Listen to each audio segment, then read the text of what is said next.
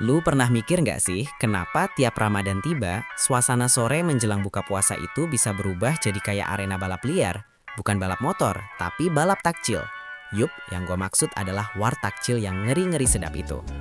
Fenomena yang bikin kita rela antre panjang, berebut tempat, bahkan kadang sampai kehabisan cuma buat dapetin kolak pisang atau es buah favorit.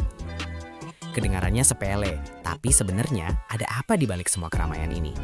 Ini bukan cuma soal lapar dan dahaga loh guys.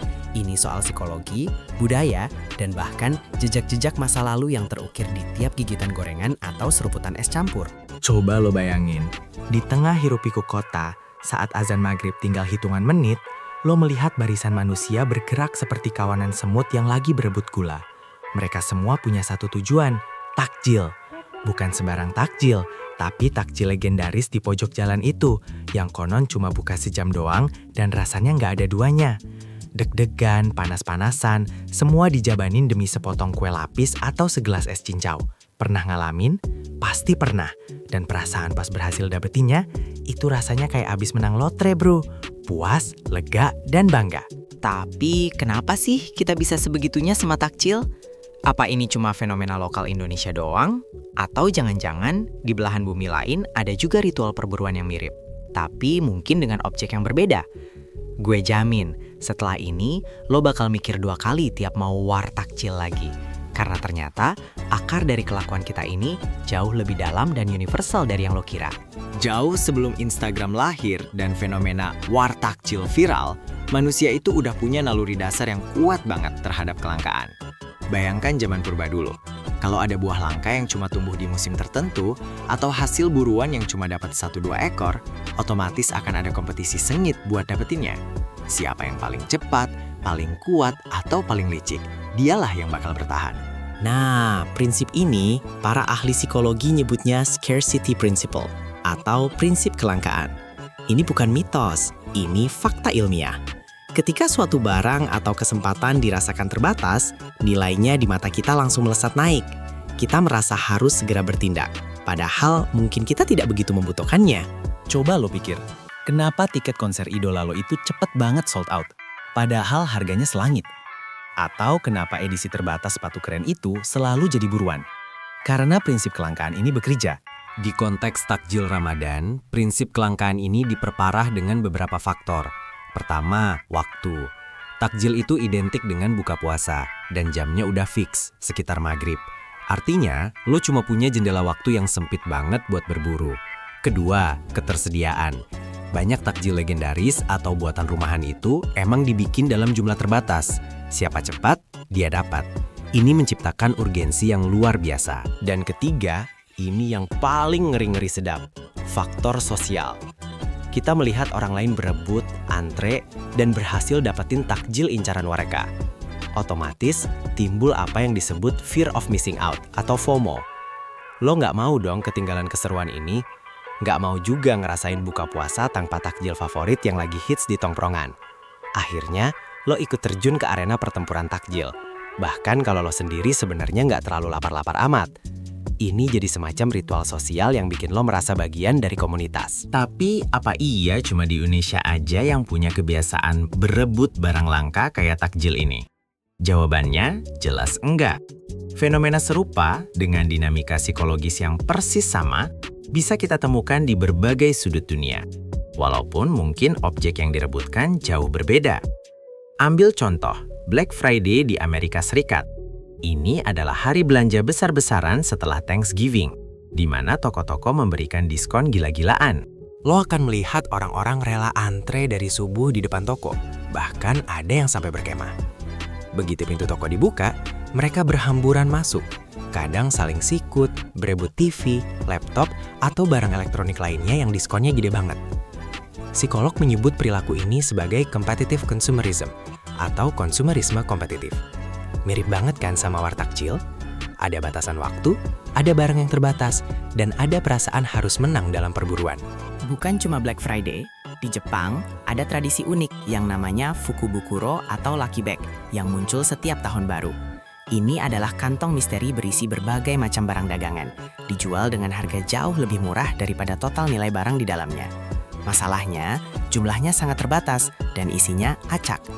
orang-orang rela antri berjam-jam, bahkan dari malam sebelumnya, hanya untuk bisa membeli Fukubukuro ini. Kenapa? Karena ada elemen kejutan, hadiah, dan tentu saja prinsip kelangkaan.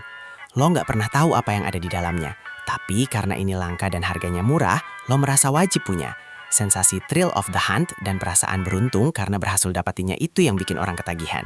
Sama kayak lo yang ngerasa beruntung pas dapat kolak pisang terakhir dari ibu-ibu penjual takjil. Coba kita gali lebih dalam. Selain tradisi belanja kompetitif, ada juga tradisi makanan musiman yang menciptakan perburuan serupa. Di beberapa wilayah Eropa misalnya, ada musim berburu truffle, jamur mewah yang harganya bisa selangit. Truffle ini cuma tumbuh di waktu-waktu tertentu dan sangat sulit dicari. Para pemburu truffle rela menghabiskan waktu berhari-hari, bahkan dengan anjing pelacak khusus, hanya untuk menemukan beberapa butir jamur ini. Karena kelangkaannya, harganya jadi sangat mahal, dan ada prestise tersendiri bagi mereka yang berhasil mendapatkannya. Mirip kan sama para pencari takjil legendaris yang cuma muncul setahun sekali pas Ramadan? Nah, ini dia plot twist yang mungkin bikin lo kaget. Perilaku wartakjil ini, yang mungkin kita anggap cuma sekadar kebiasaan unik saat Ramadan, ternyata punya akar yang sangat purba dalam sejarah evolusi manusia. Para ahli antropologi bahkan bilang, insting berburu dan mengumpulkan makanan dalam kondisi kelangkaan itu adalah salah satu faktor kunci kenapa nenek moyang kita bisa bertahan hidup dan berkembang. Dulu, kalau ada sumber makanan langka, kelompok manusia yang paling efektif berburu dan berbagi akan punya peluang bertahan hidup lebih tinggi. Jadi, fenomena wartakjil, Black Friday, atau perburuan truffle itu bisa jadi manifestasi modern dari naluri kuno kita untuk memastikan kita mendapatkan sumber daya yang terbatas untuk bertahan hidup. Bedanya, sekarang sumber dayanya bukan daging memot, tapi sepotong risol atau semangkuk cendol.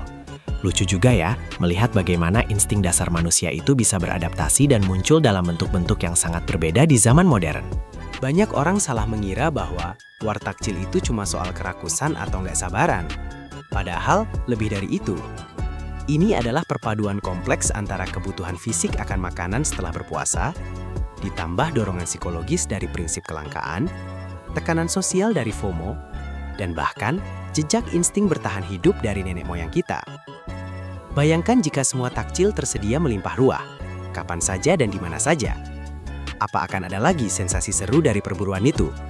Mungkin tidak.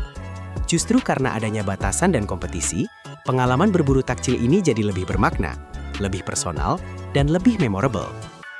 Ini bukan cuma tentang membeli makanan, tapi tentang ikut serta dalam sebuah ritual komunal, merasakan adrenalin, dan akhirnya menikmati hasil kemenangan setelah seharian menahan lapar dan haus. Fenomena ini juga menunjukkan bagaimana budaya dan tradisi lokal bisa berinteraksi dengan psikologi universal manusia. Ramadan adalah bulan yang penuh makna spiritual. Tapi di sisi lain, tradisi kuliner takjil juga memberikan dimensi sosial dan bahkan hiburan tersendiri.